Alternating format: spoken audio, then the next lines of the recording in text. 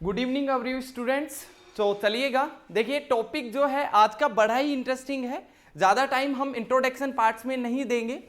सबसे पहले सभी को हम टॉपिक के बारे में बता देते हैं। देखिए क्लास 9th और क्लास 10th का एक इम्पोर्टेंट पार्ट है, इम्पोर्टेंट सेक्शन है, difference between rational and irrational number.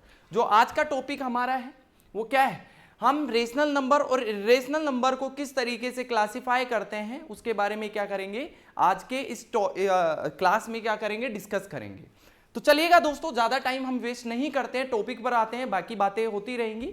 चलिएगा, देखिए बड़ा ही शानदार टॉपिक है, बहुत ही इंटरेस्टिंग टॉपिक है। इस टॉपिक से रिलेटेड काफ़ी क्वेश्चंस या कभी कभी डायरेक्टली क्लास 9th और 10th से डायरेक्टली क्वेश्चन पूछा जाता है। You have to prove and you have to tell about the what is the number is rational or irrational number। तो आपको क्लासिफिकेशंस के बारे में पता होना चाहिए, इवन हर एक नंबर के बारे में आपको नॉलेज होना चाहिए कि रेशनल नंबर्स के एग्जाम्पल्स क्या होंगे और इरेशनल नंबर्स के एग्जाम्पल्स क्या होंगे, कब हम एक नंबर को रेशनल और कब एक नंबर को इरेशनल डिफाइन करते हैं, उसी बारे में हम क्या करेंगे आज डिस्कस करेंगे। तो आज की क्लास में मेरा कॉन्फिडेंस ऐसा है कि आज की क्लास अगर आपने बहुत अच्छे से देखी है और वर्ड पर ध्यान रखा है और क्लैरिटी से आपने चीज़ें मेंटलिटी के साथ पढ़ी हैं, तो मुझे नहीं लगता कि आज के बाद आपको रेशनल और इरेशनल से रिलेटेड किसी भी टाइप के क्वेश्चन में कोई प्रॉब्लम होने वाली है। तो चलिएगा, ज़्यादा टाइम वेस्ट ना करके हम लेक्चर को स्टार्ट करते हैं। और लेक्चर का स्टार्ट हम फ्लो चार्ट से स्टार्ट करेंगे। लास्ट डे या लास्ट टाइम मैंने आपको ऑलरेडी नंबर सिस्टम का क्लासिफिकेशन बता रखा है, ठीक है। नंबर सिस्टम का क्लासिफिकेशन ऑलरेडी एक वीडियो में मैंने बता रखा है, इससे पहले वाली में। अगर किसी को नंबर सिस्टम के क्लासिफिकेशन में कोई प्रॉब्लम है तो वहां से जाके एक बारी चेक कर सकता है। फिर भी हम यहां से स्टार्ट करेंगे क्लासिफिकेशन से। तो देखिएगा, क्लासिफिकेशन में सबसे पहला जो नेम आता है वो आता है सर नंबर सिस्टम का, ठीक है। नंबर सिस्टम को मैंने यहाँ पे क्लासिफाई किया था, ठीक है। नंबर सिस्टम को मैंने यहाँ पे क्लासिफाई किया था और वो नंबर सिस्टम क्या है, देखिएगा नंबर सिस्टम, ज़्यादा मोटा विड्थ ज़्यादा जा रहा है, लीजिए एक minute. Number system,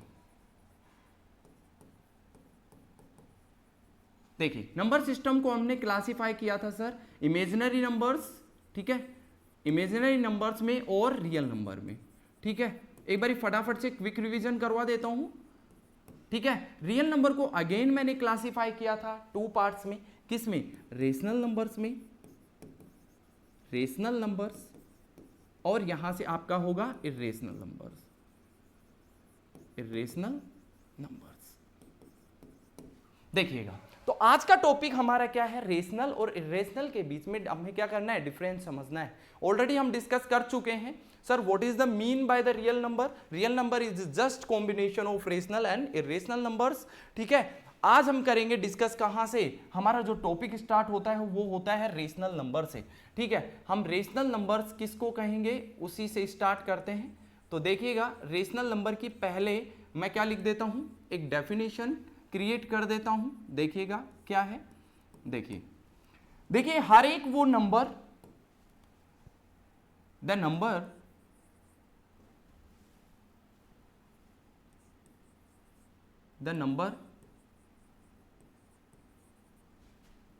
which can be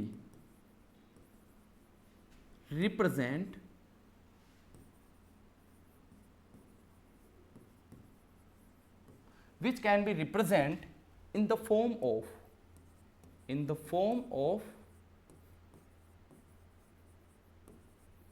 P upon Q, where Q not equals to 0 and P and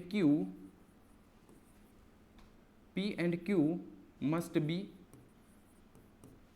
integers। देखिए इसकी कंप्लीट जो डेफिनेशन बनती है वो क्या है, हर एक वो नंबर जिसको रिप्रेजेंट किया जा सके P अपॉन Q की टर्म में, और Q का वैल्यू क्या नहीं होना चाहिए, 0।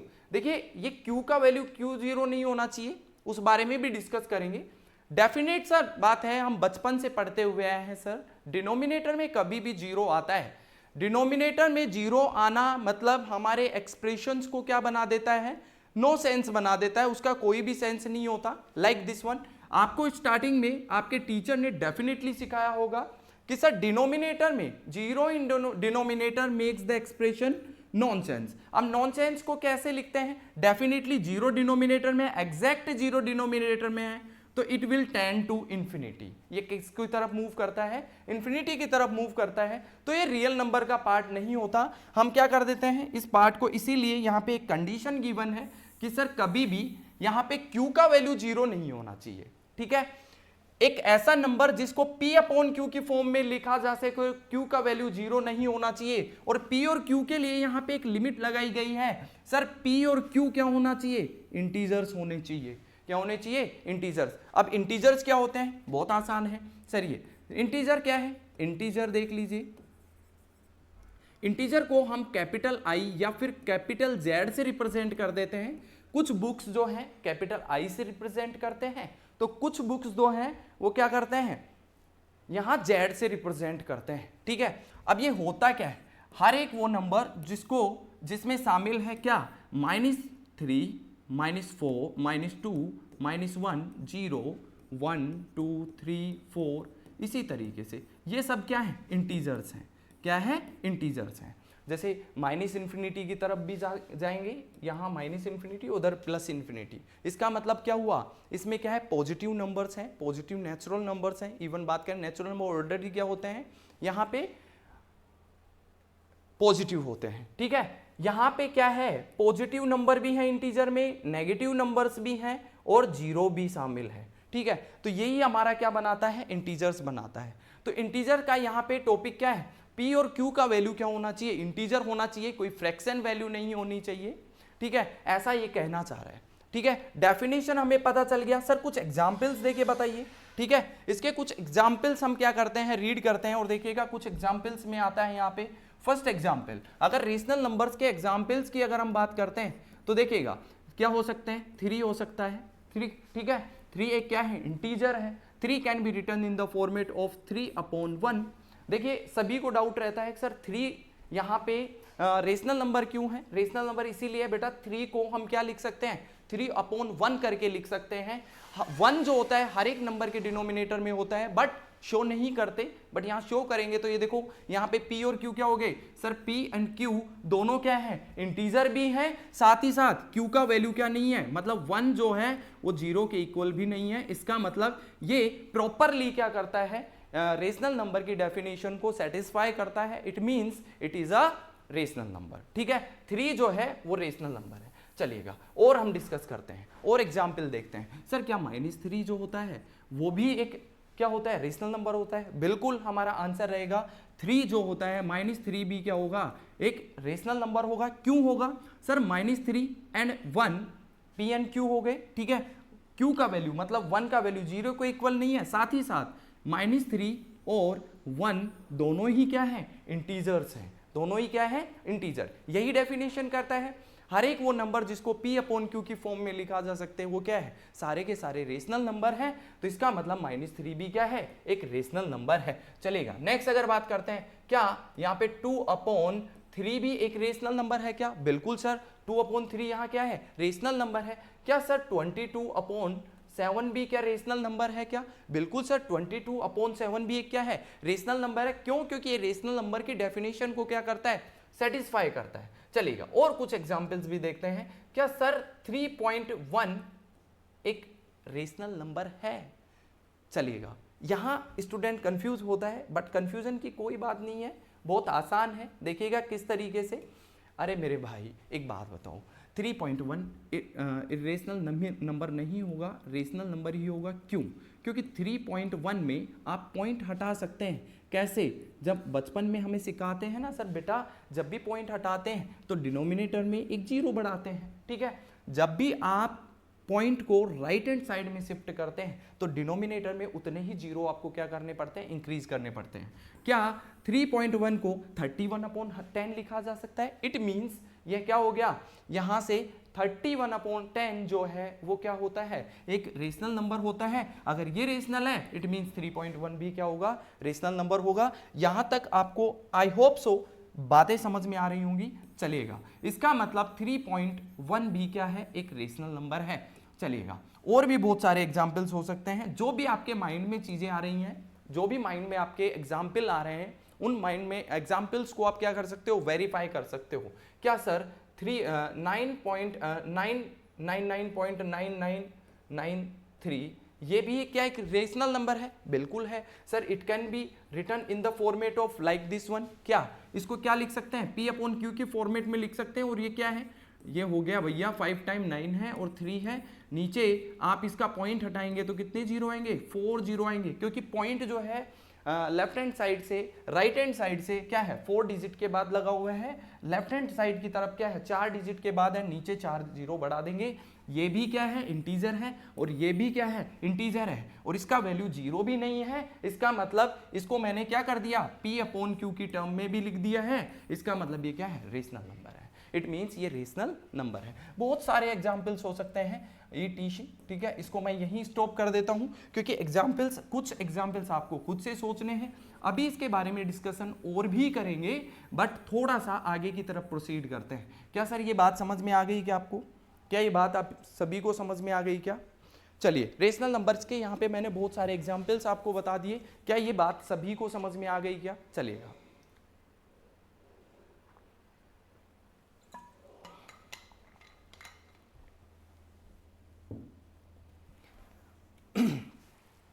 चलिए नेक्स्ट की तरफ मूव करते हैं, और नेक्स्ट की तरफ हम चलते हैं। देखिए, रेशनल नंबर का डेफिनेशन हो गया। ऐसे ही आप क्या करेंगे, इरेशनल नंबर का भी डेफिनेशन लिख सकते हैं, बस थोड़ा सा चेंज आएगा। और वो थोड़ा सा चेंज क्या है, देख लीजिए।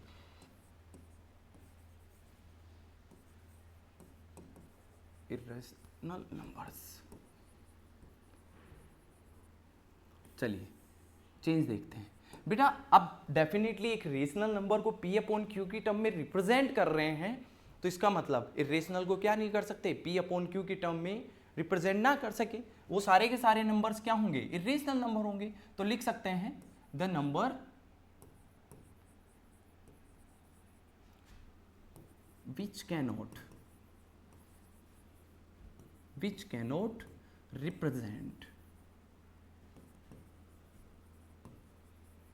represent in the form of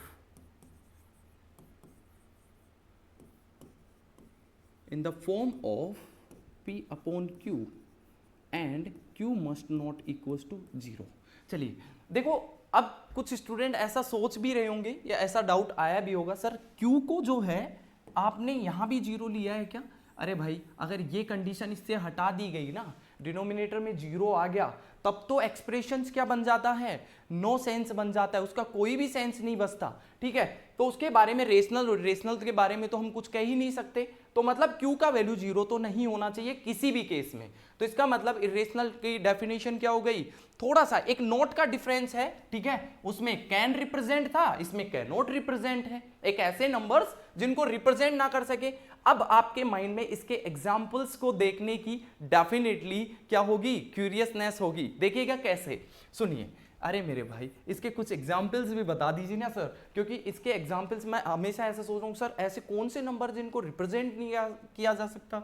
देखिए, ऐसे जो नंबर्स हैं वो आपके नंबर्स हैं। देखिए, एक तो सबसे famous class 9th class 10th में सबसे फेमस जो है ना, पाई है।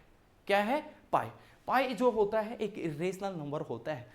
अब आपके दिमाग में एक नई बात यहाँ पे आ गई होगी, सर ये क्या बात बता रहे हो? अभी थोड़ी देर पहले आपने एग्जाम्पल लिया था क्या, 22/7। भाई लिया था ना 22/7। आपने क्या कहा, सर ये रेशनल नंबर है। आप ही ने अभी जस्ट कहा सर इट्स रेशनल नंबर। ठीक है, फिर पाई की वैल्यू तो है। अगर पाई की वैल्यू 22/7 एक रेशनल नंबर है, तो पाई की वैल्यू यहां पे क्या इरेशनल नंबर होगी? हाँ, डेफिनेटली होगी। सर ऐसा क्यों कहा, देखिएगा। एग्जैक्टली अगर हम बात करते हैं, काफी इंटरेस्टिंग फैक्ट है। देखिएगा, पाई की जो वैल्यू होती है वो 22/7 नहीं होती है। ये सिर्फ और सिर्फ एक अप्रोक्सीमेशन वैल्यू है। किसका, पाई का। पाई का एग्जैक्ट वैल्यू अभी तक कभी भी डिस्कवर नहीं हुआ है।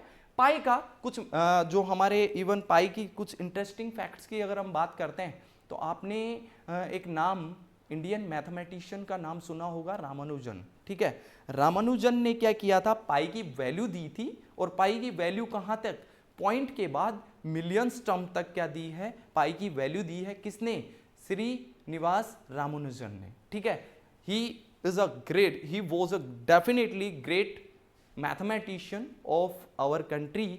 ठीक है, सो जो है पाई की वैल्यू उन्होंने भी अप्रोक्सीमेशन में दी है। पाई का वैल्यू जो है पॉइंट के बाद क्या है, मिलियन ऑफ टर्म्स तक दिया है, मिलियन ऑफ टर्म्स तक दी है। ठीक है, बट एग्जैक्ट वैल्यू अभी तक पाई का डिस्कवर नहीं हुआ है, इट्स जस्ट अप्रोक्सीमेशन वैल्यू। तो आज से आपको एक पॉइंट याद रखना है, सर पाई का वैल्यू 22/7 नहीं होता है।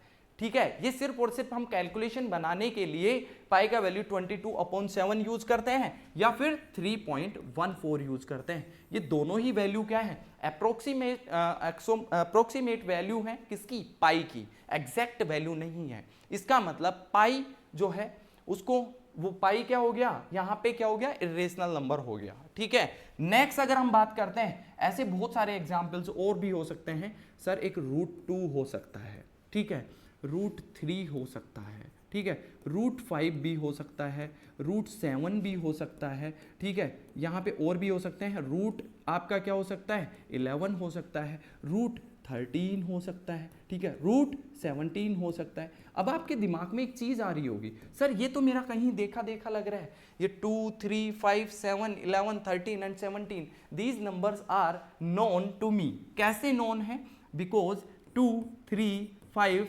7, 11, 13 एंड यहाँ पे 17, ये जो नंबर्स होते हैं ये प्राइम नंबर्स होते हैं भैया। कैसे नंबर्स होते हैं, प्राइम नंबर्स। तो क्या सर कभी भी एक प्राइम नंबर के ऊपर रूट लगा हुआ है, या प्राइम नंबर रूट के अंदर क्या लिखा हुआ है, प्राइम नंबर लिखा हुआ है, तो सारे के सारे वैल्यू इरेशनल होते हैं? तो मेरा आंसर रहेगा यस। ठीक है, सभी के सभी नंबर्स अगर कभी भी मैं रूट में क्या लिख देता हूं, प्राइम नंबर्स लिख देता हूं, लो भैया प्राइम नंबर से लिख देते हैं, तो सारे के सारे कंसीडर होंगे किसमें, आपके इरेशनल नंबर्स में। किसमें शामिल होंगे, इरेशनल नंबर में शामिल होंगे। तो देखिएगा बहुत सारे एग्जांपल्स कैसे हो गए। देखिए पाई का वैल्यू हो गया, √2 का वैल्यू हो गया, √3 का वैल्यू हो गया, √5 हो गए, इस सारे के सारे कैसे नंबर्स हैं, इरेशनल नंबर हैं। सर ये कैसे इरेशनल नंबर है, बड़ा इंटरेस्टिंग है। क्यों आपने इनको क्या बोल दिया, इरेशनल बोल दिया। देखिएगा इरेशनल बोलने के पीछे काफी बड़ा लॉजिक है, थ्योरम भी हम इस बारे में भी डिस्कस करेंगे। देखिए आपके क्लास 10th का चैप्टर नंबर 1 है, जिसमें हम ये प्रूव करते हैं sir √2 is a irrational number. आपको ये प्रूव करके दिखाना है। काफी फेमस क्वेश्चन है आपके CBSE RBSE का, बहुत ही ज्यादा फेमस। ठीक है, चलिए उसके बारे में भी डिस्कस करेंगे। तो अभी के लिए सिर्फ इतना याद रखिए कि सर √2, √3 या रूट के अंदर कभी भी मैं एक प्राइम नंबर को ऐड करता हूं तो वो आपका बनाता है क्या, एक इरेशनल नंबर को रिप्रेजेंट करता है। तो दोनों चीजें यहाँ पे कंप्लीट हो गई है। क्या क्या हो गया सर, पहली चीज मैंने क्या देखा यहाँ पे, रेशनल नंबर्स क्या होते हैं। ठीक है, रेशनल नंबर्स के यहाँ पे एग्जाम्पल्स भी देखे। ठीक है, रेशनल नंबर के एग्जाम्पल्स देखने के बाद मैंने क्या चेक किया, रेशनल नंबर्स क्या होते हैं सर, रेशनल नंबर इस तरीके से होते हैं, ठीक है, जिनको P/Q की टर्म में रिप्रेजेंट नहीं किया जा सकता। ठीक है, चलेगा, थोड़ा सा आगे की तरफ मूव करते हैं। अब देखिए आगे बढ़ते हैं, हम रेशनल नंबर के बारे में थोड़ा सा और डिस्कशन करना चाहेंगे। देखो जो नंबर इरेशनल है वो तो मुझे समझ में आ रहा है, क्या सारे के सारे नंबर इरेशनल इसी तरीके से होते हैं, नहीं। सुनिएगा, अब मैं थोड़ा सा एक नंबर के बारे में डिस्कस करूंगा, क्योंकि यहाँ पे क्लास 9th और 10th में एक कॉन्सेप्ट आता है। ठीक है, वो कौन सा, नॉन टर्मिनेटिंग एंड टर्मिनेटिंग का, वो भी आपका कॉन्सेप्ट यहाँ पे क्लियर हो जाएगा आज ही के आज। ठीक है, देखिए अगर मैं रेशनल नंबर्स की बात करता हूं, तो रेशनल नंबर की अगर मैं बात करता हूं तो रेशनल नंबर को मैंने क्लासिफाई किया था 2 पार्ट्स में। ठीक है, पहला आपका क्या था, फ्रैक्शन, क्या था, फ्रैक्शन। ठीक है, दूसरा आपका क्या था, इंटीजर, क्या था, इंटीजर्स। ठीक है, आप फ्लो चार्ट अगर देखेंगे नंबर सिस्टम का तो आपको इजीली पता चलेगा, सर मैंने नंबर सिस्टम को डिवाइड किया, फिर यहाँ पे रियल नंबर को क्लासिफाई किया, फिर मैंने रेशनल नंबर को क्लासिफाई किया था किसमें, 2 पार्ट्स में। क्या सर सारे के सारे फ्रैक्शंस जो होते हैं वो आपके क्या होते हैं, रेशनल नंबर्स होते हैं? क्या सारे के सारे इंटीजर्स जो होते हैं वो रेशनल नंबर होते हैं? देखिएगा मैं थोड़ा सा और क्लासिफाई करना चाहूंगा इसको, ताकि आपको क्लैरिटी ज़्यादा अच्छे से आई। अब देखिएगा, फ्रैक्शंस की अगर मैं बात करता हूँ, फ्रैक्शंस को अगर मैं डिवाइड करता हूँ तो देखिए दो तरीके से कन्वर्ट होता है, एक प्रॉपर फ्रैक्शन होता है और एक इम्प्रॉपर फ्रैक्शन होता है। ठीक है, अब देखो इसको कैसे क्लासिफाई करेंगे, देखिएगा अगर मैं यहाँ पे दो तरीके से, एक प्रॉपर फ्रैक्शन या प्रॉपर वैल्यू की बात करता हूँ, ठीक है, फ्रैक्शंस में डेसिमल भी आएगा, ठीक है, या फिर मैं इसको डेसिमल से एक्सप्लेन कर दूंगा तो आपको ज़्यादा इजीली समझ में आएगा। डेसिमल हो गया, और एक फ्रैक्शन इस तरीके से जो प्रॉपरली डिवाइड हो। ठीक है, दो तरीके के डेसिमल होते हैं, फ्रैक्शंस होते हैं। एक फ्रैक्शन सर देखिए फॉर एग्जांपल 10/5 है, ठीक है, इजीली डिवाइड हो रहा है, कितने टाइम, 2 टाइम। ठीक है, एक आपका क्या है 1/2 है, ठीक है, ये इजीली डिवाइड नहीं हो रहा है, क्या आ रहा है 0.5 आ रहा है। ठीक है, इसका मतलब ये जो नंबर है ये डेसिमल में कन्वर्ट हो रहा है। अगर मैं डेसिमल को और आगे क्लासिफाई करता हूं, और आगे क्लासिफाई करता हूं तो देखिएगा डेसिमल को और आगे कैसे क्लासिफाई करेंगे। देखिए इसको आगे मैं 2 पार्ट्स में क्लासिफाई करता हूं, और वो क्या है देखिएगा। पहला आपका आता है, देखिए ज़्यादा बड़ा नहीं बनाते, ठीक है, और भी क्लासिफिकेशन आएगा। लो भैया थोड़ा छोटा बना देते हैं ताकि फ्लो चार्ट अच्छे से समझ में आए विद एग्जाम्पल। डेसिमल को 2 पार्ट्स में अगेन मैंने क्या किया है, क्लासिफाई किया है। देखिए दो तरीके के डेसिमल्स होते हैं, एक डेसिमल होता है सर टर्मिनेटिंग और एक होता है नॉन टर्मिनेटिंग। अब सुनिए क्या मतलब है। देखिए डेसिमल में जैसे पॉइंट के बाद वैल्यू जो है, जैसे फॉर एग्जांपल पॉइंट के बाद वैल्यू जो है वो कंटिन्यूसली चलते ही जा रही हैं। ठीक है, जैसे 1/7 में हो गया, आप 7 का डिवाइड 1 में करेंगे तो कंटिन्यूसली चलता जाएगा। ठीक है, रुकेगा नहीं, विदाउट स्टॉपिंग, कभी नहीं रुकेगा, नॉन स्टॉपिंग है। ठीक है, तो देखिए इसको क्या बोलेंगे यहां पे, एक तो होता है सर टर्मिनेटिंग, और दूसरा क्या होता है नॉन टर्मिनेटिंग।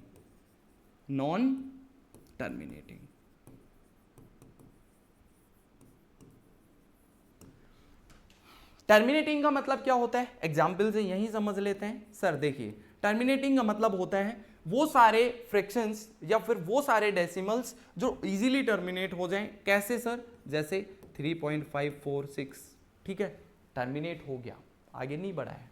ठीक है, नेक्स्ट अगर मैं बात करता हूँ 1/2 की, डिवाइड करो कितना आएगा 0.5, टर्मिनेट हो गया, इसका मतलब टर्मिनेटिंग है, टर्मिनेटिंग डेसिमल है। क्या है, टर्मिनेटिंग डेसिमल है। तो क्या लिख सकते हैं यहाँ से, फॉर एग्जाम्पल 6.95, ठीक है, और भी लिख सकते हैं 9.83, ठीक है, ये सारे के सारे 6.34216, ठीक है, ये सारे के सारे टर्मिनेटिंग है।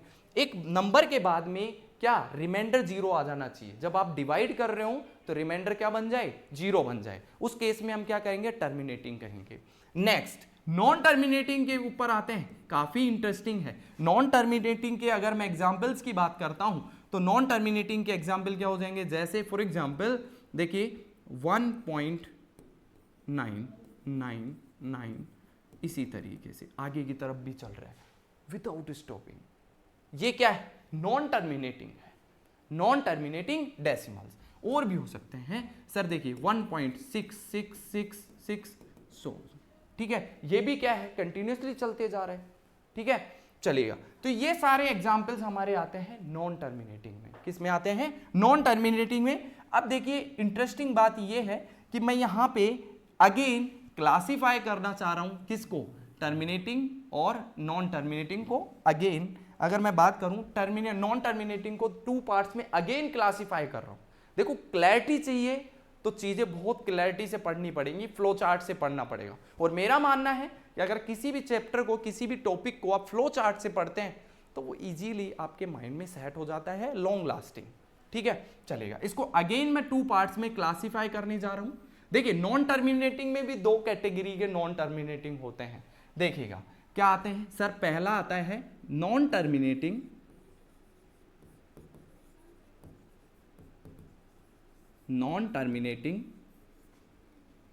बट रिपीटिंग, या फिर रिपीटिंग को कभी कभी बोलते हैं क्या, रिकरिंग। क्या बोलते हैं, रिकरिंग भी बोल देते हैं। क्या बोलते हैं, रिकरिंग। नेक्स्ट अगर मैं बात करता हूं यहां पे, ठीक है, आपका आता है नॉन टर्मिनेटिंग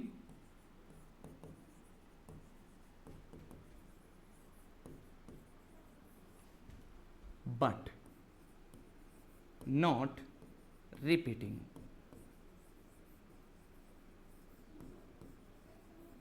या फिर इसको रिपीटिंग को एक अनदर वर्ड से भी क्या करते हैं, रिप्रेजेंट करते हैं। इसको मैं दूसरे कलर से बना देता हूं, ये है नॉट या फिर नॉन रिकरिंग, नॉन रिकरिंग। अब सुनिए इंपॉर्टेंट बात, अब यहां से हम क्लासिफाई करने जा रहे हैं, ये फाइनल क्लासिफिकेशन है, ठीक है। और ये फाइनल क्लासिफिकेशन क्या कहता है, सुनिए, जो टर्मिनेटिंग है, बहुत ही इंपॉर्टेंट बात समझाने जा रहा हूं, ध्यान से देखिएगा। जो टर्मिनेटिंग है, ऐसे सारे के सारे डेसिमल्स जो टर्मिनेटिंग है, या फिर ऐसे फ्रैक्शंस जो इजीली डिवाइड करने के बाद क्या हो जाए, टर्मिनेट हो जाए, सारे के सारे रेशनल होते हैं, rational numbers, consider as a rational numbers. अरे क्या बन गया भाई ये, ठीक है। ये किस में कंसीडर होंगे, रेशनल नंबर में। तो सर ये दोनों क्या किस में होंगे, ये दोनों क्या रेशनल इरेशनल नंबर में होंगे, नहीं। सुनिएगा, ऐसे नंबर्स ये वाले जो क्या हैं, नॉन टर्मिनेटिंग है बट रिपीटिंग है। सर एग्जाम्पल देके बताइए, एग्जाम्पल भी मैं दूंगा इजीली तरीके से, इसके एग्जाम्पल भी दूंगा। ये किस में शामिल होगा, रेशनल नंबर में। किस में शामिल होगा, रेशनल नंबर में, ठीक है। नॉन टर्मिनेटिंग बट रिपीटिंग, क्या मतलब है सर, समझ नहीं आ रहा। आप इतना ध्यान रख लो कि सर जो नॉन टर्मिनेटिंग रिपीटिंग है वो क्या होता है, रेशनल नंबर होता है। अभी के लिए इतना ध्यान रख लो, थोड़ी देर बाद मैं इसको अच्छे से एक्सप्लेन करूंगा, बहुत ही क्लैरिटी से, बहुत ही अच्छे वाली क्लैरिटी से करेंगे, देखिएगा। नेक्स्ट अगर मैं बात करता हूं यहां पे, ठीक है, एरो मार्क की बात करते हैं, ये वाला जो ऑप्शन है कौन सा, नॉन टर्मिनेटिंग। काफी बारी आपके एग्जाम में एमसीक्यू में पूछ लेता है, लिख देता है, बताइए इनमें से कौन सा इरेशनल नंबर है, ठीक है। तो दैट टाइम वो क्या दे देता है, इस तरीके का कोई एग्जाम्पल दे देता है, आपको समझ में नहीं आता। अभी के बाद आपको कभी भी इसमें कोई प्रॉब्लम नहीं होगी, आई थिंक सो, ठीक है, चलेगा। तो ये क्या हो गया आपका, ये इरेशनल नंबर हो गया। ये वाला जो होता है ये किस में कंसीडर होगा, इरेशनल नंबर में। लो भाई, क्लासिफिकेशन हो गया, फाइनली क्लासिफिकेशन हो गया है। टर्मिनेटिंग में अगर मैं बात करता हूं, टर्मिनेटिंग जितने भी डेसिमल्स हैं, जितने भी इस दुनिया में जितने एग्जिस्ट करते हैं रियल नंबर, वो सारे के सारे क्या होते हैं, रेशनल नंबर होते हैं। सर नॉन टर्मिनेटिंग में वो सारे नंबर्स जिनमें क्या होता है, रिपीटिंग होता है। रिपीटिंग क्या होगा, यहां से क्या हो जाएगा, रिपीटिंग क्या होगा, रेशनल नंबर में कंसीडर होगा।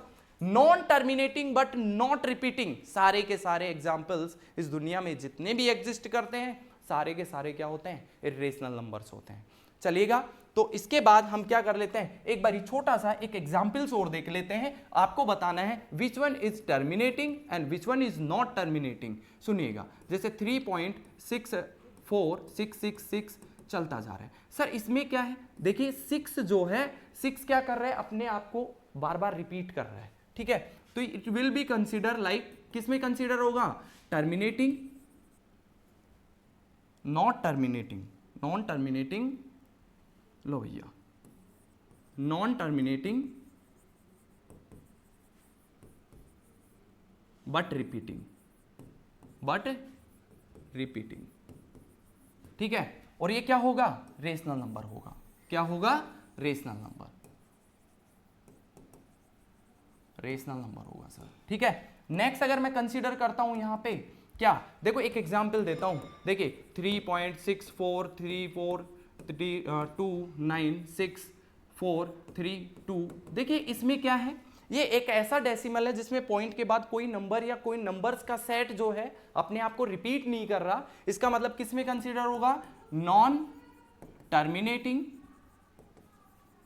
और not but not repeating, non repeating, repeating, ठीक है। ये आपका क्या हो जाएगा, यहां से कंसीडर होगा, ठीक है। इसका मतलब ये क्या हो गया, आपका इर्रेशनल नंबर हो गया, क्या हो गया, इर्रेशनल नंबर हो गया, ठीक है। चलिएगा, अब मैं क्या करता हूं, अपने टॉपिक को यही खत्म करता हूं। सुनिएगा, इस टॉपिक से रिलेटेड मैं कुछ एग्जाम्पल्स लेके आता हूं, एक क्वेश्चन बैंक लेके आता हूं, कितने क्वेश्चंस की, 20 क्वेश्चंस की। उसके बाद आपको रेशनल से रिलेटेड जितनी भी प्रॉब्लम्स हैं वो सारी की सारी क्या हो जाएंगी, सॉर्ट आउट हो जाएंगी। चलेगा, आज के लिए इतना ही रखते हैं। सभी को जय हिंद, जय भारत।